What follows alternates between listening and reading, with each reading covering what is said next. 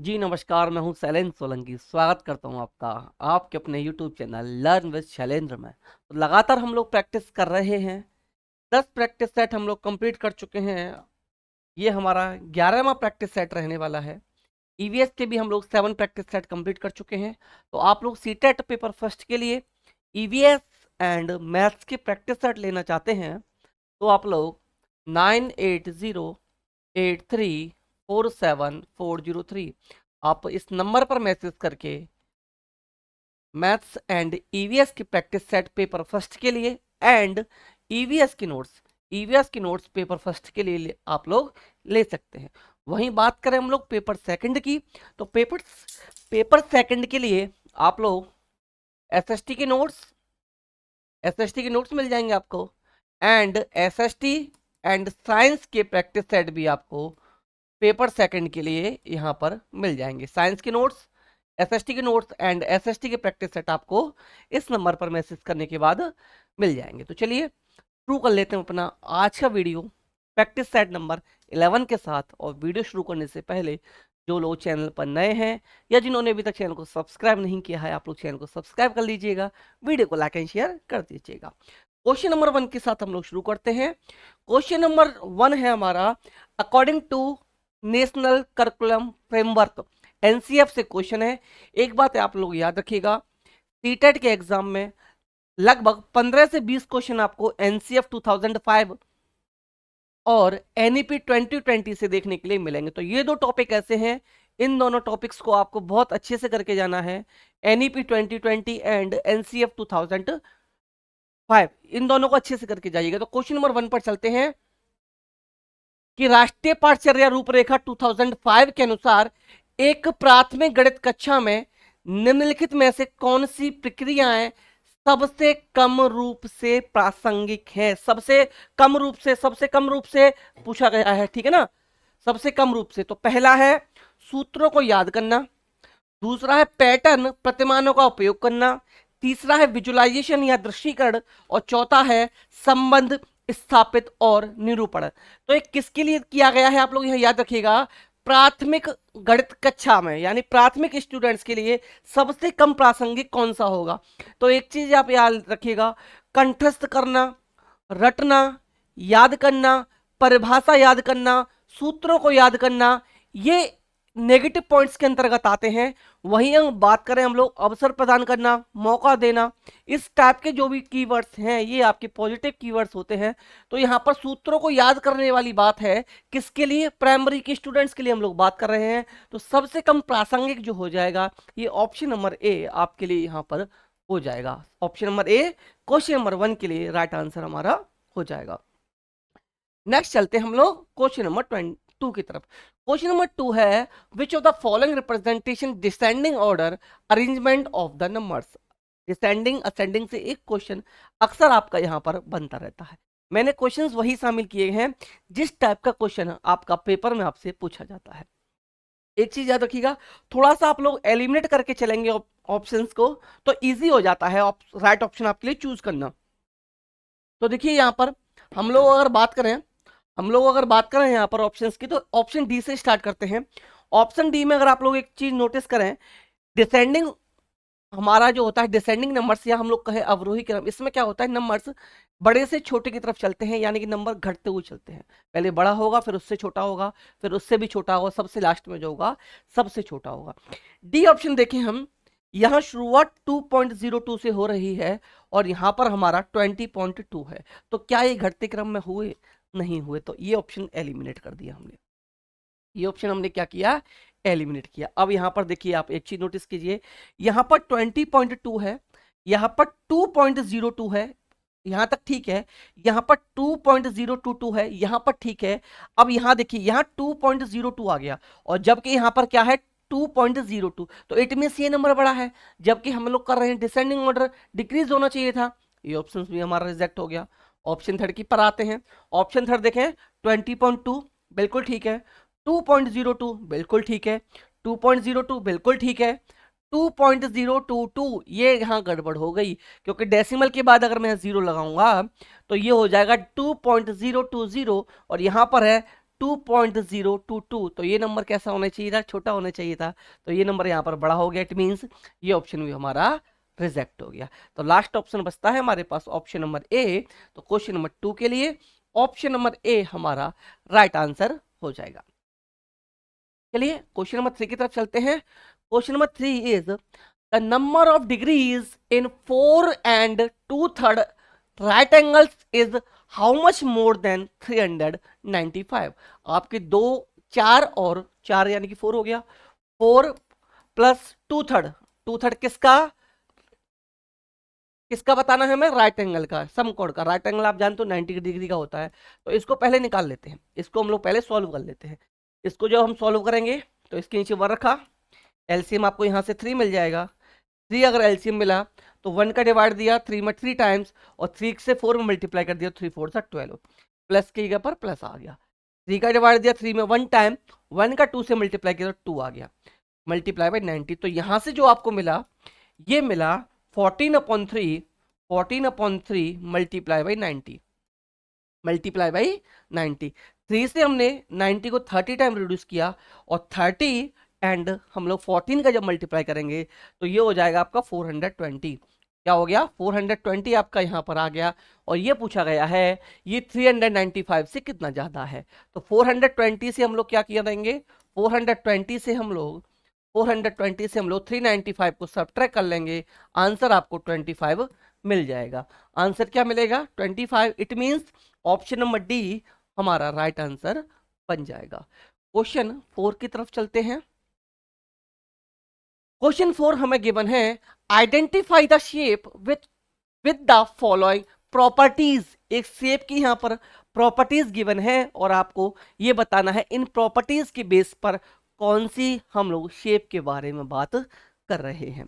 पहला देखें, निम्न गुणों वाली आकृति की पहचान कीजिए। तो पहला ऑप्शन, इट हैज 4 साइड्स, यानी इसकी 4 साइड्स होती हैं। चलिए भाई 4 साइड ऑप्शंस पर आते हैं। रेक्टेंगल की होती हैं, जी हाँ होती हैं, स्क्वायर की होती हैं, रोम्बस की होती हैं, रेक्टेंगल स्क्वायर में होती हैं। तो हम अभी तक एक भी ऑप्शन को एलिमिनेट नहीं कर पाए। नेक्स्ट आ जाते हैं, यह एक बंदाकृति है। तो अगर हम 4 ऑप्शंस को देखें तो सभी 4 ऑप्शंस में हमारी क्लोज्ड शेप के बारे में ही बात की गई है। नेक्स्ट देखते हैं, इसकी सम्मुख यानी कि it's opposite sides parallel and equal. इसकी जो अपोजिट साइड्स होती हैं, ये पैरेलल होती हैं और इक्वल होती हैं। तो आप लोग जानते हो कि देखिए, ठीक है ना, तो रोम्बस में तो ये रोम्बस स्क्वायर और रेक्टेंगल है, तो रेक्टेंगल में मिल जाएंगी आपको, स्क्वायर में भी मिल जाएंगी। नेक्स्ट है, इसके सभी कोण 90 डिग्री के होते हैं, तो ये रेक्टेंगल में भी होते हैं और ये स्क्वायर में भी होते हैं। तो देखिए एक ऑप्शन को हम लोग टिक नहीं कर सकते। ऑप्शन नंबर सी की बात करें तो ऑप्शन नंबर सी में आपको रेक्टेंगल भी गिवन है, स्क्वायर भी गिवन है, तो ये हमारा यहाँ पर राइट आंसर हो जाएगा कि कोई भी शेप इसमें से हम लोग ले सकते हैं। इसके लिए हम लोग रेक्टेंगल भी ले सकते हैं और इसके लिए हम लोग स्क्वायर भी ले सकते हैं। अगला क्वेश्चन है question number 5, observe the following pattern. ये पैटर्न हमें गिवन है, इस पैटर्न को हमें फॉलो करना है। नेक्स्ट टर्म हमें बताना है कि इसमें से नेक्स्ट टर्म हमारा क्या होगा। तो अगर हम बात करें फर्स्ट में तो 1 = 1, 3 + 5 = 8, 7 + 9 + 11 = 27, यहाँ है 13 + 15 + 17 + 19 = 64। तो एक चीज नोटिस कीजिए, 1 का क्यूब 1 है, 2 का क्यूब 8 है, 3 का क्यूब 27 है, 4 का क्यूब 64 है। नेक्स्ट टर्म होगा 5 और 5 का क्यूब हो जाएगा 125 यानी कि 125 आपका आंसर हो जाएगा। 1 का क्यूब था तो 1 नंबर को ऐड किया, 2 का क्यूब था तो 2 नंबर्स को ऐड किया, 3 का था तो 3 प्राइम नंबर्स को ऐड किया, 4 का था 4 को ऐड किया। सीरियल से चल रहे हैं, 5 है तो आपका क्या हो जाएगा 21, 23, 25, 27, 29। जब हम इनको ऐड करेंगे तो हमें आंसर 125 हमारा मिल जाएगा। अगले क्वेश्चन पर आ जाते हैं। अगला क्वेश्चन है हमारा question number 6। Question number 6 given है the difference between the smallest 5 digit number and the greatest 3 digit number. 5 digit की सबसे छोटी संख्या और 3 डिजिट की सबसे बड़ी संख्या का अंतर बताना है। तो कभी भी आपसे छोटी संख्या पूछे, कितने भी डिजिट की पूछे, आपको क्या करना है, 1 लगाकर उससे एक कम जीरो उस पर लगा देना है। तो 5 अंक की सबसे छोटी संख्या पूछी गई है, तो 1 हो गया, 1 2 3 4 हमने जीरो इस पर लगा दिए। वहीं इसमें से सबट्रैक्ट क्या करना है, ग्रेटेस्ट 3 डिजिट नंबर। तो ग्रेटेस्ट 3 डिजिट नंबर क्या हो जाएगा आपका, 999, ये आपका ग्रेटेस्ट 3 डिजिट नंबर हो जाएगा। इन दोनों का हमें बताना है डिफरेंस। डिफरेंस बताने के लिए हम लोग क्या करेंगे, सब्ट्रैक्ट 10 से 9 1, 9 से 9 0, 9 से 9 0 और ये 9, क्या आ गया, 9001। 9001 it means option number C आपका यहाँ पर करेक्ट आंसर हो जाएगा। एक चीज नोटिस कीजिएगा, हर एक वीडियो में मैंने ये बोला है आप लोगों से कि जब आप सर्कल फिल करेंगे तो आपको एक चीज का ध्यान रखना है कि आपने जो ऑप्शन टिक किया है वो ऑप्शन कौन सा है।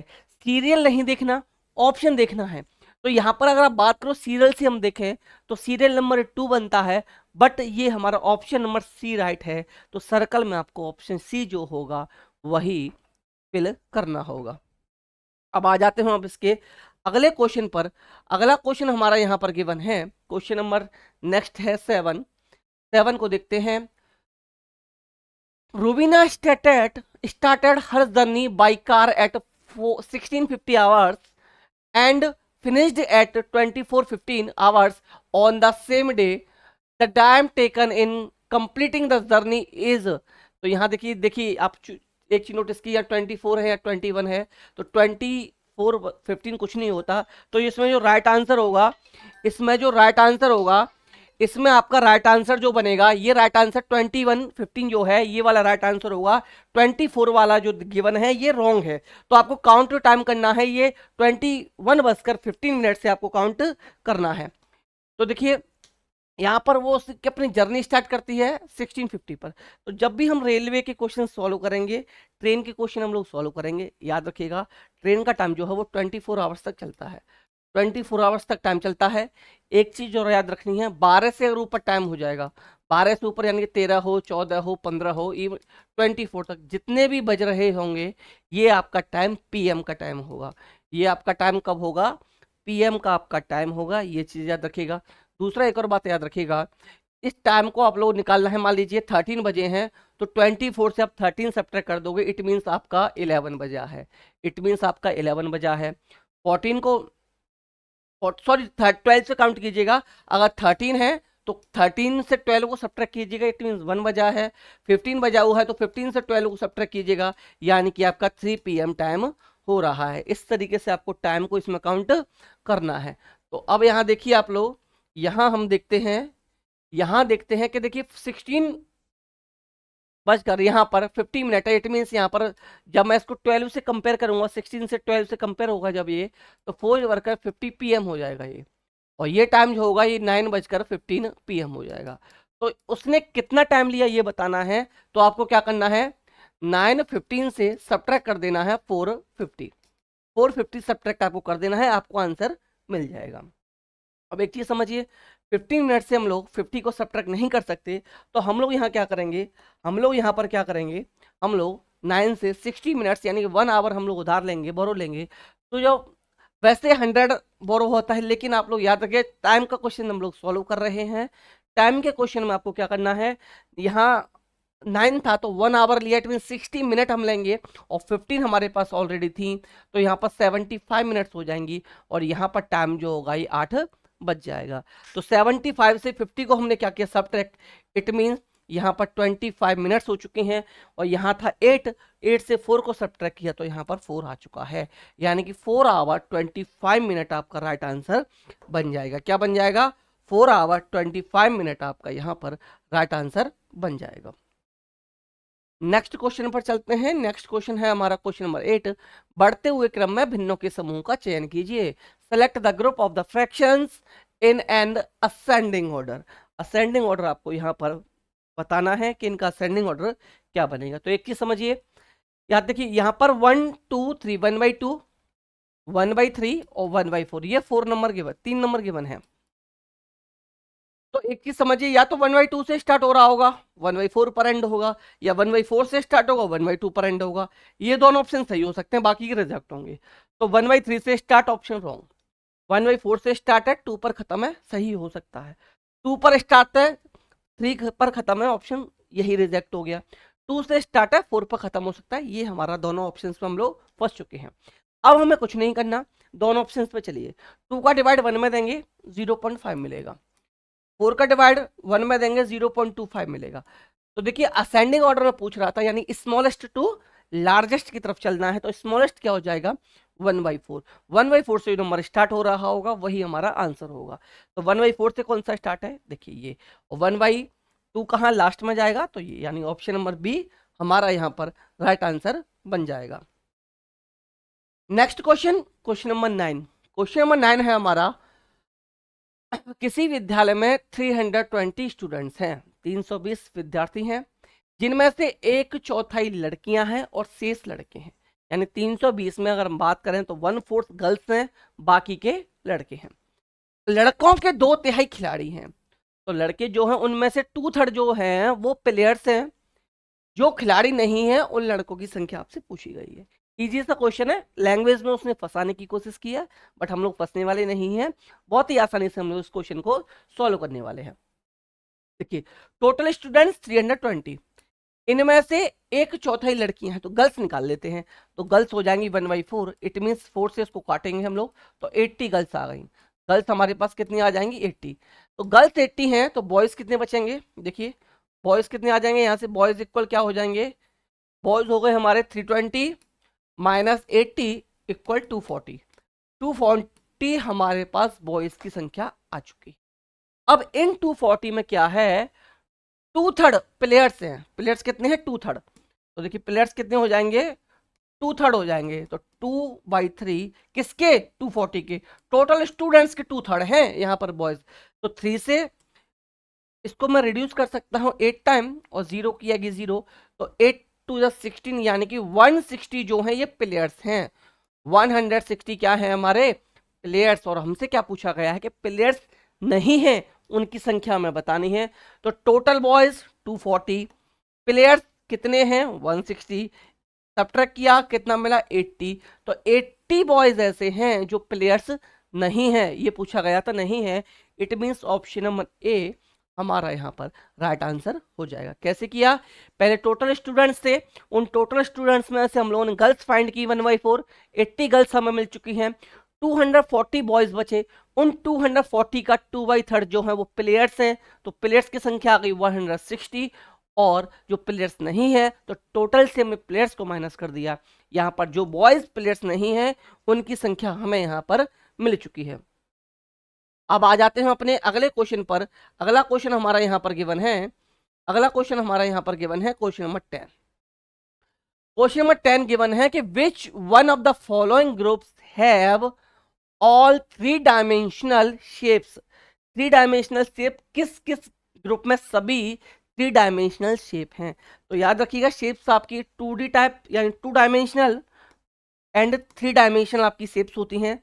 2 डायमेंशनल की जितनी भी शेप होंगी उसमें आपकी लेंथ एंड ब्रेथ गिवन होगी, लंबाई और चौड़ाई गिवन होगी, और जो 3 डायमेंशनल होगी इसमें लेंथ ब्रेथ हाइट लंबाई चौड़ाई ऊंचाई शामिल रहेगी।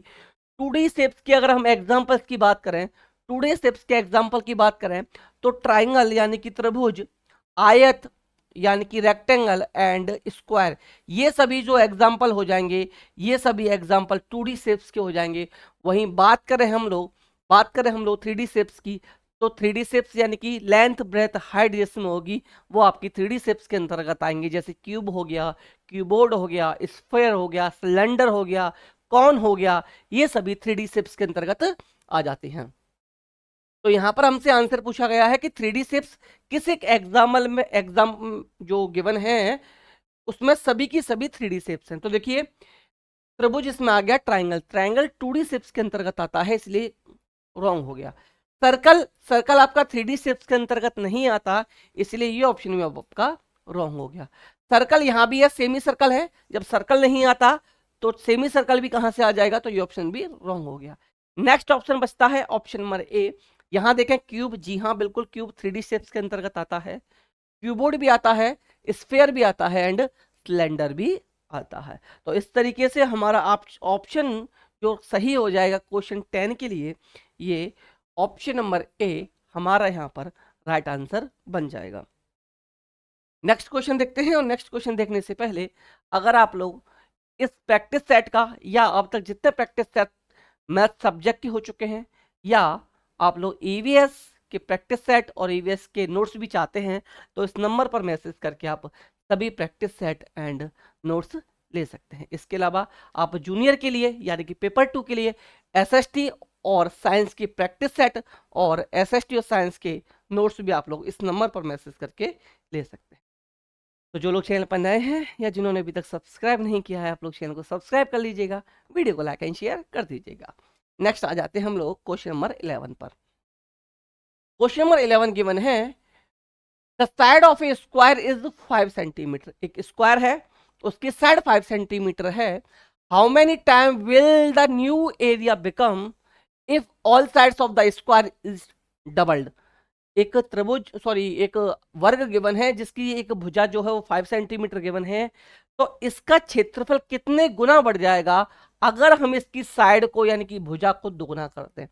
तो एक चीज समझिए, ये मान लीजिए हमारा एक स्क्वायर बना है, ये एक स्क्वायर हमारा बना हुआ है जिसकी एक भुजा 5 सेंटीमीटर। आप जानते हो स्क्वायर की जो साइड्स होती हैं सभी साइड्स स्क्वायर की इक्वल होती हैं। अब उसने कहा है कि अगर भुजा को डबल कर दें, इसका दुगुना कर दें, तो उसका क्षेत्रफल कितना गुना बढ़ जाएगा। अब एक मान लीजिए एक और स्क्वायर हमने बना लिया, एक और स्क्वायर बना लिया जिसकी सभी साइड क्या है 10 सेंटीमीटर है। ये 5 था, दुगुना करेंगे तो 10 सेंटीमीटर आपकी साइड्स हो जाएंगी। अब आप जानते हो एरिया ऑफ स्क्वायर क्या होता है, वर्ग का क्षेत्रफल क्या होता है। एरिया ऑफ स्क्वायर यानी वर्ग का क्षेत्रफल क्या होता है, साइड इंटू साइड होता है। क्या होता है, साइड इंटू साइड। तो पहले वाले का अगर हम निकालेंगे, पहले वाले का अगर हम क्षेत्रफल निकालेंगे तो 5 इंटू 5 यानी कि 25 सेंटीमीटर स्क्वायर बनेगा।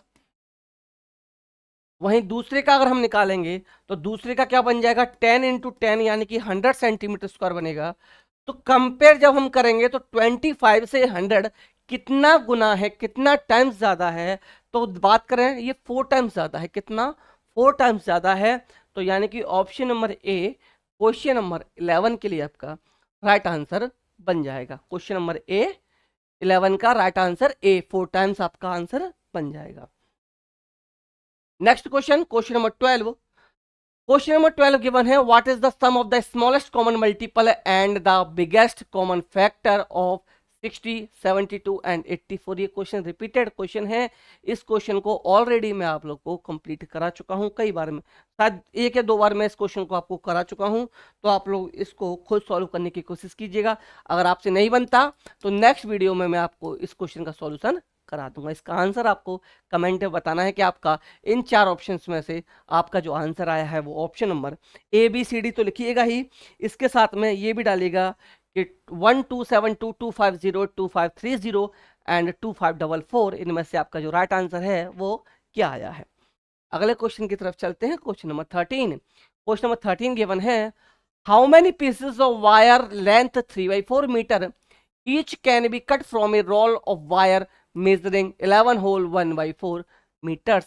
11 सही 1/4, 11 सही 1/4 मीटर लंबे वायर में से 3/4 मीटर लंबे तार के कितने टुकड़े काटे जा सकते हैं। तो इस कंडीशन में हम लोग क्या करेंगे, डिवाइड कर देंगे हम लोग 11 होल 1/4 में 3/4 से। तो ये हो जाएगा, देखिए 11 4 44, 44 एंड 1 45, 45/4 ये डिवाइड था तो यहाँ मल्टीप्लाई का साइन लगा लेंगे और इसका कर देंगे रेसिप्रोकल। रेसिप्रोकल करेंगे तो 4 ऊपर आएगा, 3 नीचे आएगा। यहाँ क्या हो जाएगा, अब एक चीज देखिए आप लोग, 4 से 4 को मैं यहाँ रिड्यूस कर सकता हूँ और 3 से मैं 45 को यानी कि 15 टाइम इसको भी मैं यहाँ रिड्यूस कर सकता हूँ। तो 3 से हम लोग 45 को कट कर दिया 15 बार। तो ऑप्शन नंबर ए यहाँ हमारा राइट आंसर हो जाएगा। अब आ जाते हैं अपने अगले क्वेश्चन, क्वेश्चन नंबर 14 की तरफ। क्वेश्चन नंबर 14 देखिए एनईपी से पूछा गया है। किससे, एनईपी से क्वेश्चन लिया गया है। 5 सब्जेक्ट आपके होते हैं सीटेट में, 5 सब्जेक्ट के अंतर्गत 2 या 3 क्वेश्चन हर पार्ट में आपको एनईपी और एनसीएफ से मिलेंगे। 2 या 3 मैं मिनिमम बता रहा हूं, हो सकता है 4 क्वेश्चन भी आपको एक पार्ट में देखने के लिए मिल जाए। तो minimum 15 question, 15 question, maximum 20 question तक जा सकते हैं एनसीएफ और आपके एनईपी से। तो दोनों ऑप्शन, दोनों टॉपिक को आप लोग अच्छे से तैयार करके जाइएगा। नेक्स्ट क्वेश्चन है, national education policy NEP 2020 envisages to reduce the curriculum content in each subject so as to राष्ट्रीय शिक्षा नीति एनईपी 2020 प्रत्येक विषय में पाठ्यक्रम की विषय वस्तु को कम करने पर विचार कर रही है। क्यों कर रही है, उसका सही रीजन क्या है कि परीक्षा में विद्यार्थियों के प्राप्तांकों को सुधारा जा सके। तो ऐसा कोई रीजन नहीं है कि आप क्या कर दो कि पाठ्यक्रम सिलेबस को, करिकुलम को कम कर दो जिससे स्टूडेंट्स के मार्क्स ज्यादा आएंगे। ऐसा कुछ भी नहीं है, ऐसा इनका कोई भी एम नहीं है। तो ऑप्शन रॉन्ग। कक्षा में धीमी गति से सीखने वाले शिक्षार्थियों का प्रदर्शन सुधारा जा सके, सिर्फ ये ऑप्शन गिवन है। थर्ड ऑप्शन की बात करें सी की, कि पाठ्यक्रम को पूरा करने में शिक्षकों के भार को कम किया जा सके, या विद्यार्थी रटकर सीखने से अलग वास्तविकता की समझ की ओर बढ़े। देखिए रटना मैंने क्या बताया था, रटने वाली बात जहां आ जाती है वो नेगेटिव ऑप्शन हमारा आ जाता है। तो रटने के बजाय बच्चे कैसे सीखें, वास्तविकता को समझ के सीखें, ये हमारा पॉजिटिव पॉइंट है। और यही हमारा यहाँ पर पूछा गया है कि क्यों कर रही है, क्या रीजन है। तो जो ऑप्शन नंबर डी है यही बेस्ट ऑप्शन हमारा क्वेश्चन नंबर 14 के लिए राइट आंसर बन जाएगा।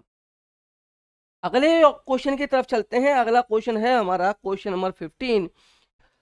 क्वेश्चन नंबर 15 गिवन है। देखिए इसमें क्या करना है, देखिए यहाँ पर सेंटीमीटर है और ये मीटर, तो याद रखिएगा ये मीटर है आपका, ये क्या है, मीटर है, सेंटीमीटर गलत दिया हुआ था, इसलिए क्वेश्चन को आप लोग इंग्लिश में भी पढ़िएगा। The number of square tiles of each of the side 45 centimetre required to the floor 6.5 centimetre long and 4.5 metre wide is. एक आपका फ्लोर है जिसकी लंबाई 6.75 मीटर, चौड़ाई 4.5 मीटर, और उस पर जो टाइल्स हमें बिछानी है जिसकी साइड है 45 सेंटीमीटर, तो टाइल्स की संख्या क्या होगी। तो एक चीज याद रखिए, कभी भी इस टाइप का क्वेश्चन देखने के लिए मिल जाए तो सबसे पहले आप लोग फ्लोर का एरिया फाइंड कीजिएगा, उसके बाद एक टाइल का एरिया फाइंड कीजिएगा, और टाइल के एरिया से फ्लोर के एरिया को आप लोग डिवाइड कर दीजिएगा। तो यहाँ पर अगर हम शेप की बात करें तो 7.65 एंड 4.5 दोनों अलग अलग शेप हैं। तो यानी कि फ्लोर जो है वो रेक्टेंगुलर टाइप है, यानी कि आयताकार आपका फर्श है। तो इसका जो क्षेत्रफल होता है, इसका जो एरिया होता है, ये L/B यानी कि लंबाई गुणा चौड़ाई होता है। और भुजा जो है आपकी गिवन है टाइल्स की 45 सेंटीमीटर, यानी कि जब सभी साइड इक्वल हो तो वो शेप कैसी होती है, वर्गाकार होती है, यानी कि स्क्वायर शेप होती है। और स्क्वायर का एरिया होता है साइड इंटू साइड, यानी कि भुजा का स्क्वायर या भुजा इंटू भुजा। तो यहाँ पर हम लोग जब टाइल्स की संख्या निकालेंगे तो टाइल्स टोटल क्या निकलेंगी, टाइल्स कैसे निकलेंगी, टाइल्स निकलेंगी आपकी एरिया ऑफ फ्लोर, फर्श का क्षेत्रफल क्या हो जाएगा, लंबाई गुणा चौड़ाई, यानी कि L/B अपॉन जो नीचे शेप है टाइल्स की वो क्या है, स्क्वायर शेप है, तो S/S यानी side into side, side into side हो जाएगा आपका, ठीक है ना। साइड इंटू साइड कर देता हूं, कंफ्यूज मत होना, भुजा का स्क्वायर भी कर सकते हैं। तो देखिए एल क्या है, देखिए ये दोनों मीटर में है, ये सेंटीमीटर में है, या तो इसको मीटर बना लो या उन दोनों को सेंटीमीटर बना लो, आंसर आ जाएगा। जब अलग अलग यूनिट हो हमारी तो आपको क्या करना है, एक ही यूनिट बना लेना है। तो हम लोग कन्वर्ट कर लेते हैं इनको सेंटीमीटर। ये है मीटर, तो इसको सेंटीमीटर में कन्वर्ट करेंगे तो 675 हो जाएगा। Because you all know that 1 metre is equal to 100 centimetre. 1 metre के इक्वल किसके इक्वल होता है, 100 सेंटीमीटर के इक्वल आपका होता है। तो यहाँ पर आपने क्या हो गया, 675 सेंटीमीटर हो गया। जब आपने 4.5 मीटर को कन्वर्ट किया सेंटीमीटर में तो ये हो जाएगा आपका 450 सेंटीमीटर, 450 सेंटीमीटर हो जाएगा, अपॉन आपका आ जाएगा 45, 45 इंटू 45 क्या आ जाएगा, 45 इंटू 45 आपका यहाँ पर आ जाएगा। अब आप क्या करोगे, इसको कर लोगे सॉल्व। इसको जब आप सॉल्व करोगे तो देखिए हम लोग क्या कर सकते हैं, 450 को कट कर सकते हैं 45 से 10 टाइम्स, और फिर क्या कर सकते हैं, इस 10 को कट कर सकते हैं 5 से 2 टाइम्स, और इसको कट कर सकते हैं 5 से 9 टाइम, 5 से 9 टाइम। अब इस 9 से कट कर सकते हैं हम लोग, इस 9 से कट कर सकते हैं 675 को। देखिए कैसे, 9 7 जा 63, 4 आ गया तो 9 5 जा 45। तो यहाँ 75 मल्टीप्लाई बाई 2, यानी कि जब मल्टीप्लाई करेंगे 75 मल्टीप्लाई बाई 2 यानी कि 150, यानी 150 टाइल्स आपको टोटल चाहिए। कितनी tiles, 150 tiles. It means option number C जो जिसका सीरियल बी है, दूसरे नंबर पर जो सीरियल है उसका, लेकिन वो ऑप्शन बनेगा हमारा सी, तो इसलिए राइट आंसर सी 150 हमारा राइट आंसर यहां पर बन जाएगा। नेक्स्ट क्वेश्चन की तरफ चलते हैं। अगला क्वेश्चन हमारा है क्वेश्चन नंबर 16। क्वेश्चन नंबर 16 की बात करते हैं कि एक नंबर हमें गिवन है देखिए 5 4 3 2 4 1 3। ये चार के स्थानीय मान जो है उनका योगफल क्या होगा। इसमें 4 का नंबर 2 टाइम्स है, दोनों का हमें क्या करना है, दोनों का हमें क्या करना है, स्थानीय मान यानी कि प्लेस वैल्यू फाइंड करनी है, देन सम फाइंड करना है। तो देखिए प्लेस वैल्यू कैसे निकालते हैं। प्लेस वैल्यू निकालने के लिए याद रखिएगा, ये 4 यहाँ है तो 4 लिख लिया, मल्टीप्लाई का साइन लगा दिया। अब ये देखिए इसके बाद कितने डिजिट हैं, कितने नंबर हैं, तो नंबर हैं 2, तो 1 पर हमने 2 0 लगा लिए, तो इसकी वैल्यू बन गई 400।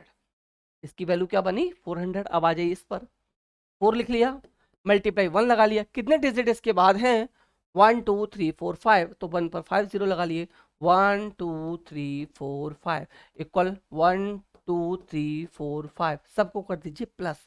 इन दोनों को जो हम प्लस करेंगे तो देखिए ये आ गया 0, ये आ गया 0, ये आ गया 4 0 0 4, तो 400 400 यानी कि आंसर बनेगा 400 400, यानी ऑप्शन नंबर बी हमारा इस क्वेश्चन के लिए राइट आंसर बन जाएगा। नेक्स्ट क्वेश्चन है हमारा क्वेश्चन नंबर 17। मैं 2000 से छोटी एक 4 अंकों की संख्या हूं। मेरा पहला अंक बाएं से दाएं तीसरे अंक का 1/4 है तथा अंतिम अंक प्रथम अंक का 8 गुना है। यदि प्रथम 3 अंकों का योगफल 7 है तो मैं क्या हूं। तो यहां पर आपको क्या करना है, एक एक चीज पढ़ते चलना है, ऑप्शंस को एलिमिनेट करते चलना है।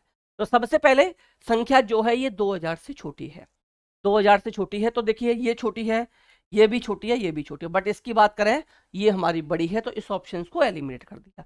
अब यानी कि आंसर जो बनेगा ये बी सी डी के अंदर से एक बनेगा। नेक्स्ट आ जाओ, प्रथम 3 अंकों का योग 7 है, तो देखिए 4 और 2 6 7, 4 2 6 7, 1 और 8 और 4, 1 और 8 9 और 4 13, ये ऑप्शन भी रिजेक्ट हो गया। दो हमने पढ़े और दो स्टेटमेंट में हमने दो ऑप्शन को रिजेक्ट कर दिया। अब देखिए प्रथम 3 अंकों का योगफल 7 है, ये ठीक है। नेक्स्ट, मेरा पहला अंक बाएं से तीसरे अंक का 1/4 है। मेरा पहला अंक बाएं से तीसरे अंक का 1/4 है। यहाँ पर 2 है, 2 का 1/4 1 नहीं होता, यहाँ पर 1 है, यहाँ 4 है, तीसरा अंक 1/4 है, इसका ये चौथा 1/4 है, 1/4 है।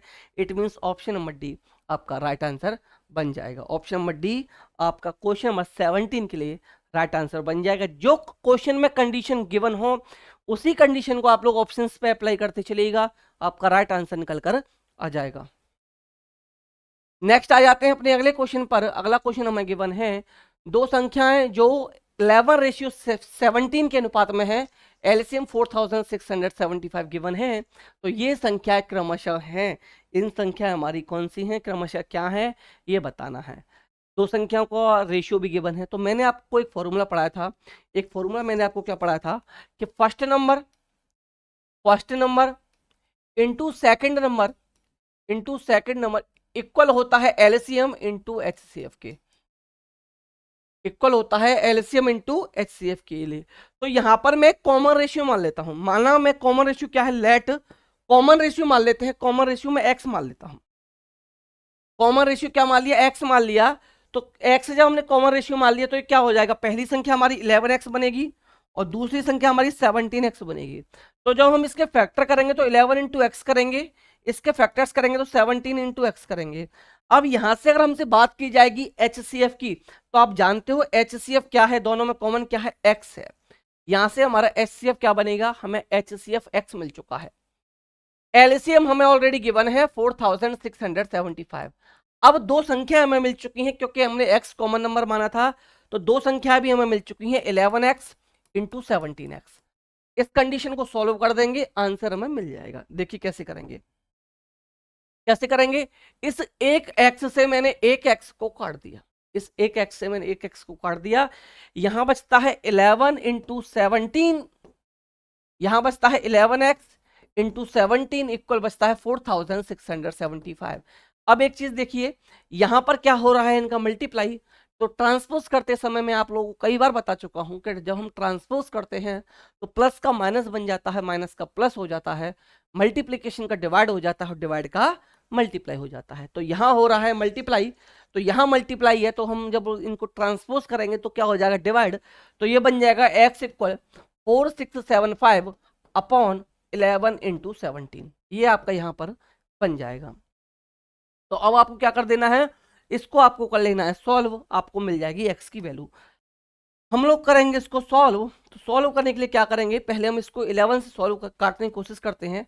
11 से जब ये कटेगा तो 11 4 जार 44, 2 आया 27 हुआ, 11 2 जार 22 5 आया और 11 5 जार 55, 425 आपका यहाँ पर कटने के बाद आंसर आपका मिल चुका है।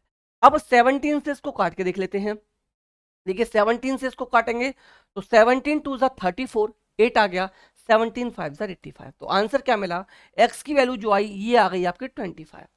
एक्स की वैल्यू क्या है 25, और हमने नंबर क्या माने थे 11x एंड 17x।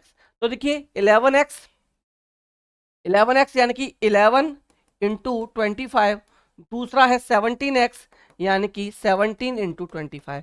जब आप लोग इसको सॉल्व करेंगे तो आपको राइट आंसर यहाँ पर मिल जाएगा। तो कैसे करेंगे, देखिए 11 5 जार 25, 55, 5 कैरी आ गया, 11 2 जार 22 एंड 2 27, यानी 275 एक ऑप्शन है और दूसरा आ जाएगा 425। तो यहाँ पर जो राइट आंसर बना आपका, ये राइट आंसर क्या बना, राइट आंसर बना आपका option number B. Option number B आपका यहाँ पर 275 एंड 425, क्वेश्चन नंबर 18 के लिए आपका राइट आंसर यहाँ पर बन चुका है।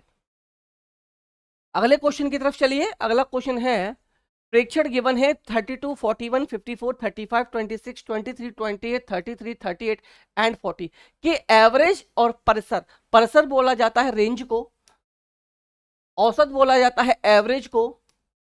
तो आपको क्या करना है, इनका डिफरेंस बताना है। तो एक चीज याद रखिएगा, एवरेज हम लोग कैसे निकालते हैं, जितने नंबर्स हों उन सभी का सम करके और जितने नंबर्स हैं उनसे डिवाइड करेंगे। तो नंबर की बात करें, यहाँ गिवन है हमें 32 plus 41 plus 54 plus 35 plus 26 plus 23 plus 28 plus 33 plus 38 plus 40 upon, numbers count कर लेते हैं कितने नंबर्स गिवन है हमें, 1 2 3 4 5 6 7 8 9 10, 10 नंबर्स हमें यहाँ पर गिवन है।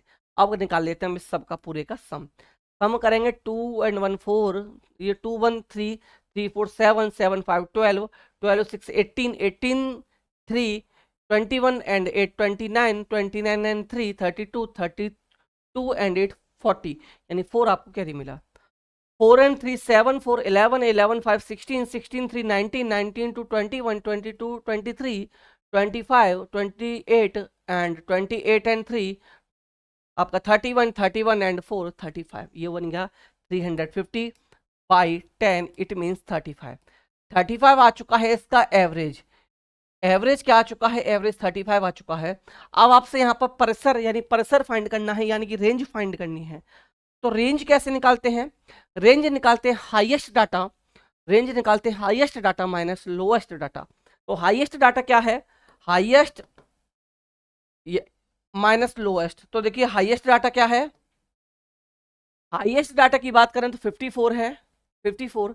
वहीं लोएस्ट डाटा की बात करें तो लोएस्ट डाटा है आपका 23, क्या है 23। इसको सॉल्व किया तो मिला 12 से 3 को किया तो यहाँ पर 9 मिला, यहाँ 4 से 2 को किया 21, क्या है 21। तो जब हम लोग क्या करेंगे 35 से 29, अब इन दोनों का डिफरेंस पूछा गया था, दोनों का डिफरेंस 39 और 29 का डिफरेंस था, यानी कि 6 आपका दोनों का डिफरेंस है, यानी कि जो आपका ऑप्शन नंबर सी है, ऑप्शन नंबर सी आपका यहाँ पर राइट आंसर बन जाएगा। ऑप्शन नंबर सी क्या बनेगा, ऑप्शन नंबर सी आपका यहाँ पर राइट आंसर क्वेश्चन नंबर 19 के लिए हो जाएगा। अगले क्वेश्चन पर आ जाओ। अगला क्वेश्चन है आपका क्वेश्चन नंबर 20। क्वेश्चन नंबर 20 की अगर हम बात करें तो यहाँ आपको गिवन है कि 10 सेंटीमीटर लंबे लचीले फीते को 5 सेंटीमीटर और खींचा जाता है, लचीले फीते की नई लंबाई क्या है। ठीक है ना। तो देखिए आपको हम जानते हैं कि 10 सेंटीमीटर लंबा था, 5 सेंटीमीटर को खींच दिया, तो इसके लिए हम लोगों ने सम किया, सम हमें 15 मिला। लेकिन क्वेश्चन हमसे यहाँ क्या पूछा गया है कि हेमलता अपनी कक्षा में विद्यार्थियों के समक्ष उपयुक्त इबारत यानी वर्ड प्रॉब्लम की बात कर रहा है। वर्ड प्रॉब्लम प्रस्तुत करती है, मूल अवधारणा जिसकी ओर वह संकेत कर रही है। तो वो क्या सिखाना चाह रही है इसमें, आप लोग जानते हो इसमें सम सिखा रही है, वो योग सिखा रही है। तो ऑप्शन नंबर ए यहाँ पर राइट आंसर क्वेश्चन नंबर 20 के लिए हमारा यहाँ पर राइट आंसर बन जाएगा। अगले क्वेश्चन की तरफ चलते हैं। अगला क्वेश्चन गिवन है हमें 21 क्वेश्चन पर आने से पहले अगर आप नोट्स लेना चाहते हैं, प्रैक्टिस सेट लेना चाहते हैं किसी भी सब्जेक्ट का, तो इस नंबर पर मैसेज कीजिएगा। और जो लोग चैनल पर नए हैं या जिन्होंने अभी तक चैनल को सब्सक्राइब नहीं किया है, आप लोग चैनल को सब्सक्राइब कर लीजिएगा, वीडियो को लाइक एंड शेयर कर दीजिएगा। नेक्स्ट हम चलते हैं क्वेश्चन नंबर 21 की तरफ। क्वेश्चन नंबर 21 में आपको करा चुका हूँ। दोनों का क्या करना है, आपको गुणनफल यानी मल्टीप्लाई निकालना है, उसमें से आंसर माइनस कर दीजिएगा या इसको माइनस कर दीजिएगा, आपको आंसर यहां पर देखने के लिए मिल जाएगा। इजी सा छोटा सा क्वेश्चन है। क्वेश्चन 22 की तरफ चलते हैं। Number of seconds in 6 hours is equal to the number of minutes in, यानी कि 6 घंटों में सेकंड की संख्या निम्नलिखित में से किसके मिनटों की संख्या के बराबर होगी। आप जानते हो 1 मिनट में 60 सेकंड आप लोगों की होती है, तो यहाँ पर घंटे में पूछी गई, तो देखिए 1 घंटे में आपकी 60 मिनट और 1 मिनट में 60 सेकंड, यानी 1 घंटा बराबर 3600 सेकंड हमारा हो जाता है। तो हमें निकालना है 6 घंटे में सेकंड। तो देखिए 6 घंटे, 1 घंटे में 60 मिनट और 1 घंटे में 60 सेकंड, तो ये आ चुकी है हमारी 6 घंटे में सेकंड। तो इनमें से किसके बराबर होगा ये पूछा गया है, किसके बराबर पूछा गया है, मिनट्स के बराबर। तो आप जानते हैं 1 डे, यानी 1 डे में क्या होता है 24 आवर्स होते हैं और 1 आवर में 60 मिनट होती हैं। तो हमें नहीं पता कितने दिन में घंटे के बराबर होगा, मिनट के बराबर होगा, तो हम मान लेते हैं x घंटे, कि 1 घंटे में 24 मिनट, तो x घंटों में 24 आवर्स हो गए और 1 आवर में 60 मिनट, तो ये दोनों इक्वल हो जाएंगे हमारे। अब इसको कर लेते हैं हम लोग सॉल्व। इसको जो हम लोगों ने सॉल्व किया, तो देखिए 160 से 160 चला गया, 160 से 160 चला गया। अब क्या किया, इस 6 से इस 24 को 4 टाइम रिड्यूस कर दिया, इस 6 से 24 को 4 टाइम रिड्यूस कर दिया, और इस 4 से क्या किया, इस 4 से इस 60 को रिड्यूस कर दिया 15 टाइम्स। तो x की वैल्यू जो आ चुकी है 15 डेज आ चुकी है, कितने, 15 दिन आपकी वैल्यू यहां पर आ चुकी है। तो option number C right answer बन जाएगा, यानी कि 15 दिनों में जो मिनट्स की संख्या होगी वही आपकी 6 घंटों में सेकंड की संख्या के बराबर होगा। Next, which of the following letter has respectively the minimum and maximum number of lines of symmetry। यहां पर आपको यह बताना है कि मिनिमम लाइन ऑफ सिमेट्री और मैक्सिमम लाइन ऑफ सिमेट्री इनमें से क्या हो जाएंगी। तो जो लेटर गिवन है उन्हें देख लेते हैं। ये V गिवन है, नेक्स्ट गिवन है आपको X, नेक्स्ट गिवन है आपको M, नेक्स्ट गिवन है आपको N, और अगला गिवन है T। तो सिमेट्री लाइंस के बारे में मैं कई बार बता चुका हूं। V की सिमेट्री लाइन ये बनेगी, यानी कि V में सिमेट्रिक लाइन 1 हो जाएगी। X की सिमेट्रिकल लाइन वर्टिकली भी हो जाएगी, हॉरिजॉन्टल भी हो जाएगी, यानी इसमें सिमेट्रिक लाइन बनेंगी 2। M में सिमेट्रिक लाइन वर्टिकली बनेगी, इसमें बनेगी 1। T में बात करें तो T में भी वर्टिकली बनती है, तो T में भी सिमेट्रिक लाइन होती है 1।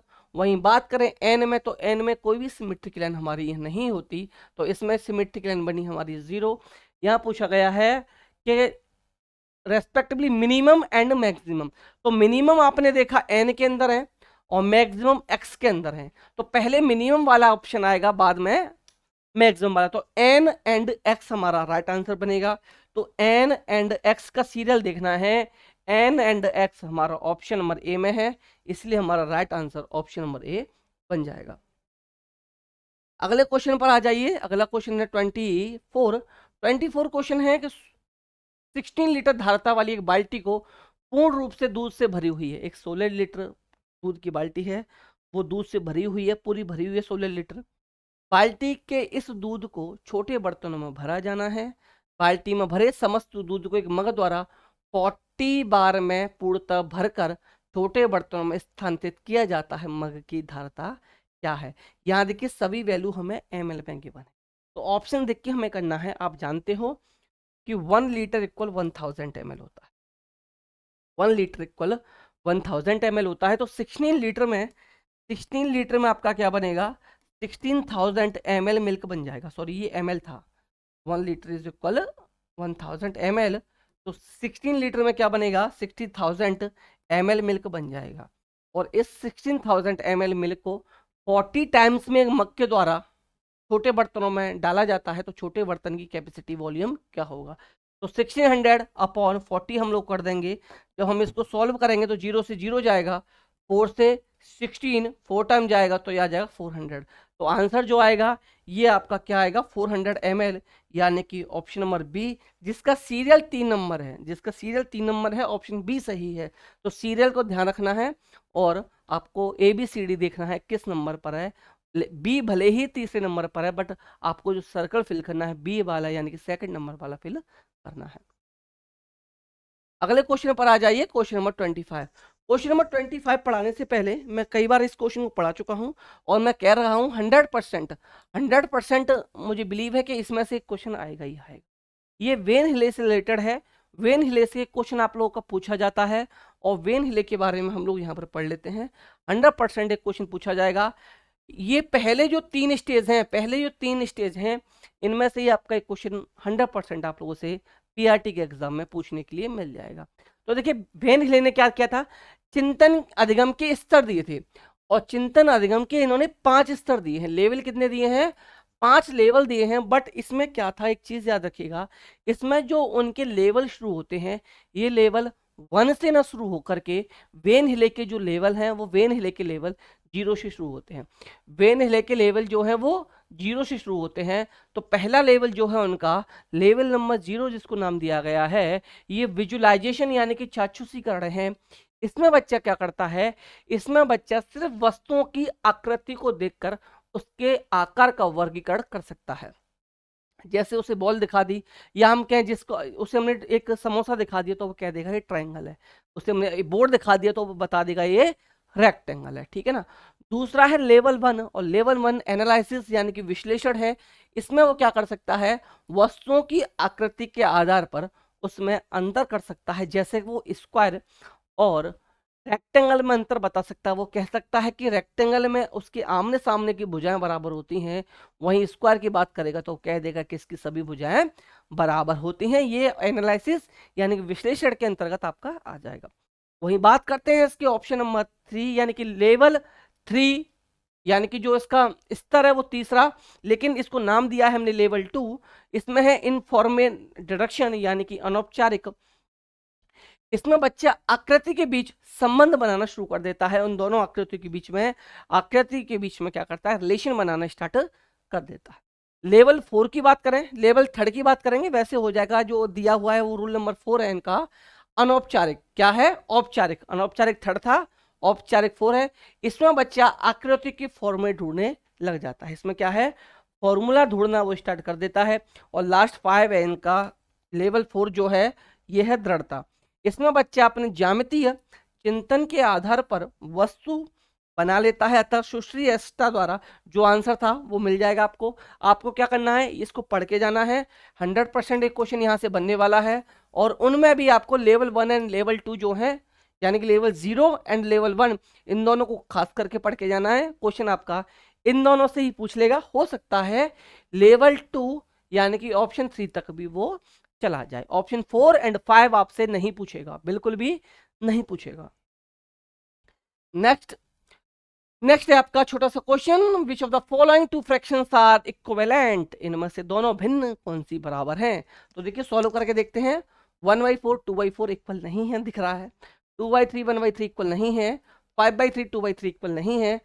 4/3 एंड 8/6, 8/6 को 2 से रिड्यूस कीजिए तो 4/3 मिला, यानी कि 4/3 4/3 दोनों आंसर सही हैं, दोनों इक्वल आ गए, यानी option number D right answer हमारा बन चुका है। एक और तरीका था, आप लोग डिवाइड देके देख लेते क्या, 0.25 है, इसका डिवाइड दिया 0.5 है, तो इक्विवेलेंट नहीं आया। जो इक्विवेलेंट आ जाता वही आपका राइट आंसर बन जाता। नेक्स्ट चलिए क्वेश्चन नंबर 27 पर। क्वेश्चन नंबर 27 गिवन है, solving mathematically problems which are open ended develops. Open ended की यहां बात की गई है, खुले सिरे वाले की बात की गई है, विकसित हो रही हैं। तो इसमें एक चीज याद रखिएगा, एक अपसारी और एक अभिसारी, इन दोनों को याद रखिएगा। अपसारी और कन्वर्जेंट एंड डाइवर्जेंट, इन दोनों थिंकिंग को आप लोग याद रखिएगा। जो क्रिएटिव थिंकिंग है, सृजनात्मक चिंतन जो है, क्रिएटिव थिंकिंग को ही डाइवर्जेंट थिंकिंग कहा जाता है। नंबर 1 ये बात याद रखिएगा आप लोग। अब इसमें दोनों में अंतर क्या है, एक छोटा सा अंतर है, उस छोटे से अंतर को आप लोग समझ लीजिए। मान लीजिए आपकी क्लास में 10 स्टूडेंट्स हैं, माना आपकी क्लास में 10 स्टूडेंट्स हैं, और मैं एक क्वेश्चन आप लोगों से करता हूं। मैंने क्वेश्चन आप लोगों से किया कि आप लोग सभी के सभी मुझे ये बताइए कि 48 टू कितने होते हैं। तो 10 के 10 स्टूडेंट्स का रिप्लाई आएगा सर 50 होते हैं, सर 50 होते हैं। तो यहाँ पर किसी ने भी कोई भी अलग रिप्लाई यहाँ पर उसका नहीं हो सकता। कोई इसका किसी से भी आंसर पूछा जाएगा, आंसर इसका एक ही मिलेगा, आपको 51 आंसर मिलेगा। तो ऐसी जो थिंकिंग होती है, ऐसी थिंकिंग को कन्वर्जेंट थिंकिंग कहा जाता है।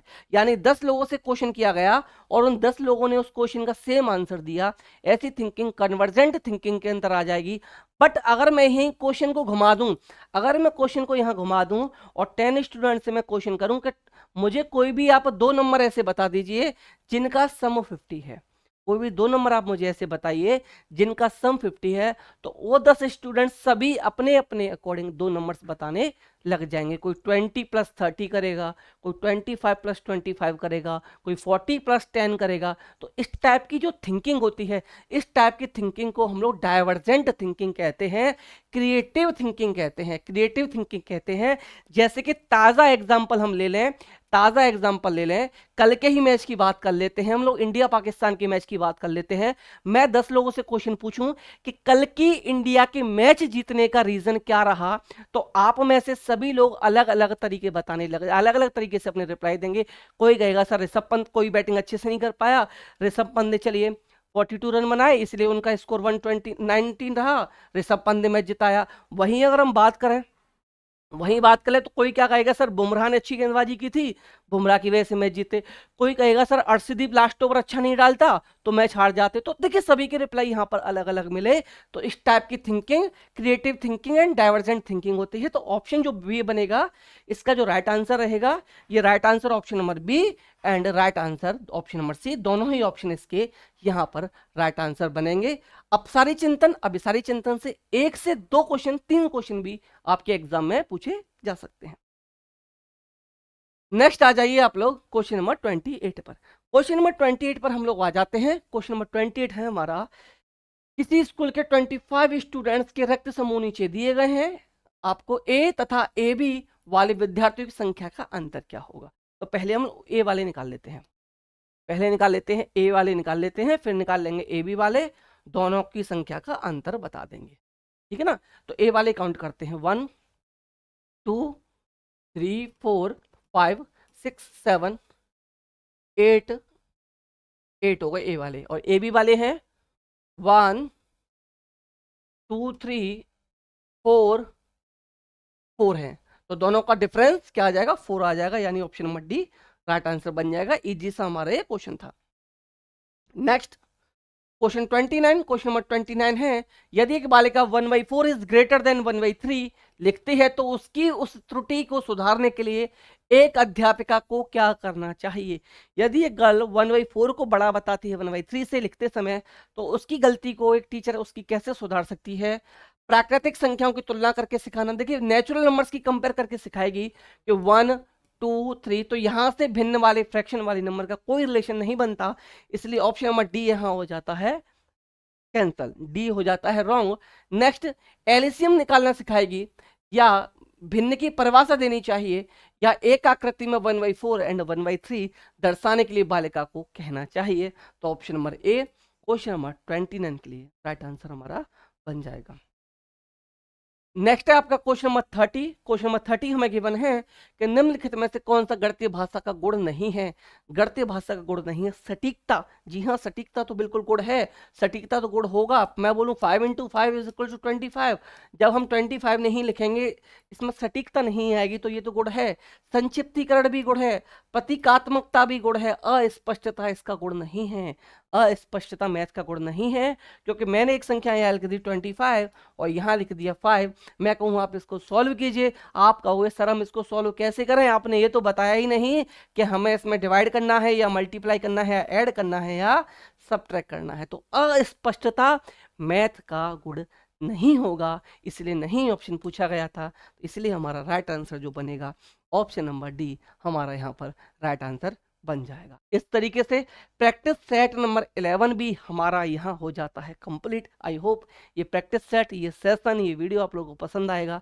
ये वीडियो, ये सेशन आप लोगों को पसंद आए तो आप लोग वीडियो को लाइक कीजिएगा, वीडियो को शेयर कीजिएगा, एक प्यारा सा कमेंट भी आप लोग मेरी मेहनत के लिए कर सकते हैं। अगर आप लोग नोट्स लेना चाहें, प्रैक्टिस सेट लेना चाहते हैं, ईवीएस के प्रैक्टिस सेट, मैथ्स के प्रैक्टिस सेट, ईवीएस के नोट्स, और पेपर 2 के लिए एसएसटी के practice set and SST science के नोट्स अगर आप लेना चाहते हैं तो आप इस नंबर पर मैसेज करके प्रैक्टिस सेट नोट्स को ले सकते हैं। तो ये था हमारा प्रैक्टिस सेट नंबर 11। मिलते हैं next video practice set number 12 के साथ। तब तक आप लोग हंसते रहिए, मुस्कुराते रहिए, सीटेट पास करने के बाद मास्टर बनने के लिए पढ़ते भी रहिए। तो bye bye, take care, thank you, नमस्कार, जय हिंद।